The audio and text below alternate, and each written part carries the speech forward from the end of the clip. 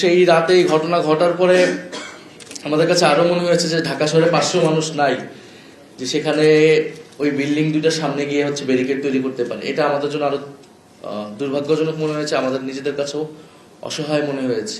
জুলাই গণ অভ্যুত্থানের নামে এই ধরনের কোনো কিছু আমরা বিন্দুমাত্র অ্যালাউ করব না, এবং কোনো কিছুর নামেই এই ধরনের ঘটনা, মিডিয়ার উপর আক্রমণ, প্রতিষ্ঠান ভাঙচুর, যেটা আইনের শাসনকে ব্যাহত করবে, এরকম কোনো কিছুর পক্ষে যারা বা সম্মতি তৈরি করবে তাদের বিরুদ্ধে আমাদের ব্যবস্থা নিতে হবে।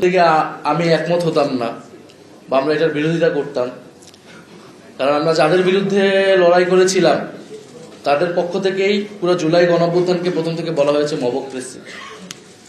ফলে আমরা বলেছি যে এটা মবক্রেসি না। আমরা অনেক কিছু বলেছি, গণঅভ্যুত্থান, বিপ্লব পরবর্তী পরিস্থিতিতে দেশে অনেক কিছু হয়, পুলিশ নাই, মানুষের অনেক ক্ষোভ, 16 বছরের পুত্রবিত ক্ষোভ। কিন্তু 1.5 বছর পার হয়ে গিয়েছে, এখন যেটা হচ্ছে এটা সম্পূর্ণভাবে পরিকল্পিত অপরাধ হচ্ছে, এবং এটা পুরো দেশের রাজনীতি, নির্বাচন, সেটাকে একদিকে নিয়ে যাওয়ার জন্য এই পরিকল্পনা চক্রান্ত।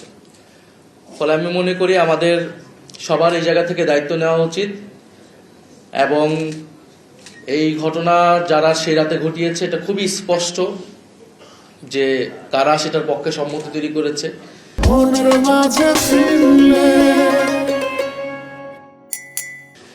কারা সেই রাতে সেখানে গিয়েছে, লেখালেখি করেছে। আমার মনে হয় যে সেটা সরকারের উচিত হবে। এটা সরকারকে উচিত না, শুধু আমাদের সবাই মিলে সরকারকে বাধ্য করতে হবে এই ঘটনার সুষ্ঠু তদন্ত এবং বিচার। একই সাথে শরীফ ওসমান হাদীকেও যারা এইভাবে গুলিবিদ্ধ করলো প্রকাশ্য, ঢাকা শহরে একজন এমপি পদপ্রার্থী এবং জুলাই গণ অভ্যুত্থানের মুখ, সেই বিষয়টাকেও আমাদের সুরাহা করতে হবে।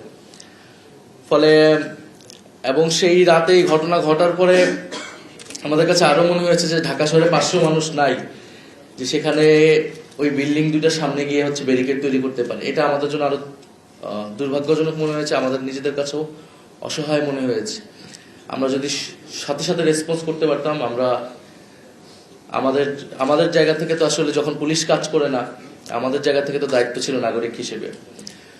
ফলে আমরা চেষ্টা করেছি, এবং সবার প্রতি এই আহ্বানটাই থাকবে যে জুলাই গণ অভ্যুত্থানের নামে এই ধরনের কোনো কিছু আমরা বিন্দুমাত্র অ্যালাউ করব না, এবং কোনো কিছুর নামেই এই ধরনের ঘটনা, মিডিয়ার উপর আক্রমণ, প্রতিষ্ঠান ভাঙচুর, যেটা আইনের শাসনকে ব্যাহত করবে, এরকম কোনো কিছুর পক্ষে যারা বা সম্মতি তৈরি করবে তাদের বিরুদ্ধে আমাদের ব্যবস্থা নিতে হবে। ধন্যবাদ সবাই।